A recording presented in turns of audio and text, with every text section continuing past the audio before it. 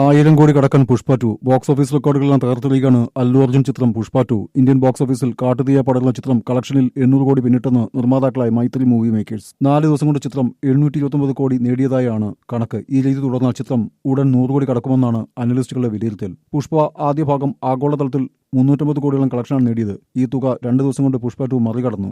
ആദ്യ ദിനത്തിൽ മാത്രം സിനിമ ആഗോളതലത്തിൽ 294 കോടി കളക്ഷൻ സ്വന്തമാക്കിയിരുന്നു. ലോകമെമ്പാടും 12,000-ലധികം സ്ക്രീനുകളിലാണ് പുഷ്പ 2 എത്തിയത്. പ്രീ സെയിലിൽ നിന്ന് മാത്രം ചിത്രം 100 കോടി നേട്ടം സ്വന്തമാക്കിയിരുന്നു. തെലുങ്ക്, തമിഴ്, മലയാളം, ഹിന്ദി, കന്നഡ, ബംഗാളി ഭാഷകളിലാണ് ചിത്രം പ്രദർശനത്തിനെത്തിയത്. ലോകമാകെ ഏറ്റെടുത്ത ബ്ലോക്ക് ബസ്റ്റർ ചിത്രം പുഷ്പ ദി റൈസിന്റെ രണ്ടാം ഭാഗമായി എത്തിയ പുഷ്പ 2 ദി റൂൾ ബോക്സ് ഓഫീസിൽ കൊടുങ്കാറ്റായി മാറുമെന്ന കണക്കൂട്ടൽ തെറ്റിയില്ലെന്ന് ഉറപ്പിക്കുകയാണ് കളക്ഷൻ കണക്കുകൾ. സുകുമാർ സംവിധാനം ചെയ്ത പുഷ്പ ദി റൈസ് ആദ്യ ഭാഗം 2 ദേശീയ ചലച്ചിത്ര പുരസ്കാരങ്ങളും 7 സംസ്ഥാന ചലച്ചിത്ര പുരസ്കാരങ്ങളും നേടിയിരുന്നു. രശ്മിക മന്ദാനയാണ് നായിക. ഫഹദ് ഫാസിൽ, സുനിൽ, ജഗവതി ബാബു, പ്രകാശ് രാജ് തുടങ്ങിയവരാണ് മറ്റു താരങ്ങൾ. സംഗീതം ദേവിശ്രീ പ്രസാദ്.